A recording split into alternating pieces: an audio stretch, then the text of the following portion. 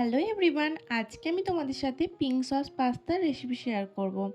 তোমরা হয়তো অনেকেই এই পাস্তাটা খাওয়ার জন্য রেস্টুরেন্ট গিয়ে থাকো, বাট এখন থেকে আর এই পাস্তার রেসিপিটা খাওয়ার জন্য রেস্টুরেন্ট যাওয়ার কোনো দরকার নেই। তোমরা বাড়িতেই খুব সহজেই বানিয়ে নিতে পারবে। তো তাহলে এটা বানাতে কি কি লাগছে চলো দেখে নেওয়া যাক। এটা যে মেন ইনগ্রিডিয়েন্ট পাস্তা, এটা আমি নিয়েছি এখানে। আর কিউব করে কাটা ক্যাপসিকাম, পেঁয়াজ আর গাজর নিয়েছি। আর লাগছে দুটো টমেটো। আর দেখো এখানে আমি অরিগানো আর চিলি ফ্লেক্স নিয়েছি।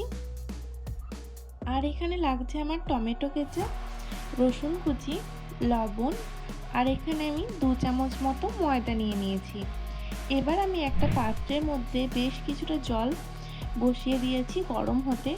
এবার আমি এর মধ্যে টমেটোগুলোকে একটু করে চিড়ে দিয়ে দিলাম একটু হালকা সিদ্ধ করে নেওয়ার জন্য। দেখো টমেটো থেকে ওর স্কিনগুলো ছেড়ে আসছে।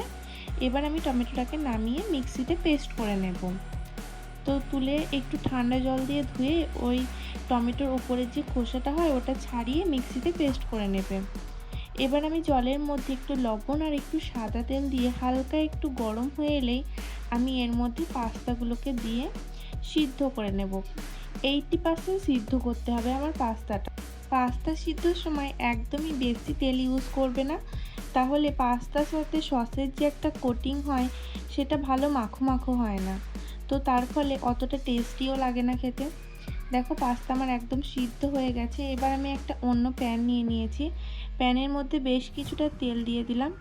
আর আগে থেকে যে আমি ময়দাটা নিয়েছিলাম 2 চামচ মতো, ওটাকে এর মধ্যে দিয়ে দিলাম। এরপরে একদম লো ফ্লেমে এটাকে মেশাতে থাকতে হবে, না হলে এর কালারটা চেঞ্জ হয়ে যেতে পারে। এরপরে অল্প অল্প করে ঠান্ডা দুধ অ্যাড করে এটার সাথে খুব ভালোভাবে মিক্স করে নিতে হবে। এটা আমার একদম মিক্স হয়ে গেছে। এবার আমি এর মধ্যে 1 চামচ গোলমরিচ গুঁড়ো অ্যাড করে দিলাম আর এটাকেও খুব ভালোভাবে মিক্স করে নিলাম। এবার আমি এর মধ্যে অ্যাড করে দিচ্ছি 1/2 চামচ মতো চিলি ফ্লেক্সটা অ্যাড করাও আমার হয়ে গেছে। দেখো ঠিক এরকম থিকনেস থাকবে সসটা। এবার আমি এর মধ্যে 2টো চিজ স্লাইস অ্যাড করে দিলাম। এবার এটাকে নামিয়ে রেখে দিলাম।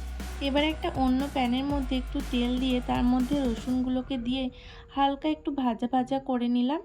এরপরে এর মধ্যে আমি একটু মিক্স হার্ব দিয়ে দিলাম। এটা দেওয়ার ফলে খুব সুন্দর একটা স্মেল আসে, যার ফলে পাস্তাটাও আরও টেস্টি লাগে খেতে। এরপর এর মধ্যে আমি কিউব করে কেটে রাখা পেঁয়াজগুলোকে দিয়ে হালকা ফ্রাই করে নেব 1 মিনিট মতো টাইম ধরে। পেঁয়াজটা আমার ফ্রাই হয়ে গেছে। এবার আমি এর মধ্যে ক্যাপসিকাম আর গাজরটাকেও অ্যাড করে দিলাম। এবার এটাকেও একটু ফ্রাই করে নেব। এবার দেখো এর মধ্যে আমি পরিমাণ মতো লবণ ইউজ করছি। লবণটা বুঝে ইউজ করতে হবে, পাস্তা সিদ্ধর সময়ও আমরা লবণ ইউজ করেছিলাম। এবার দেখো আমি এর মধ্যে টমেটোর পেস্ট অ্যাড করে দিলাম আর সাথে চিলি ফ্লেক্স আর গোলমরিচ গুঁড়ো। এবার এই সমস্ত কিছুকে একসাথে মিক্স করে নিতে হবে। টমেটো কেচাপ দেওয়াটা কিন্তু মাস্ট, এটা একদমই স্কিপ করো না।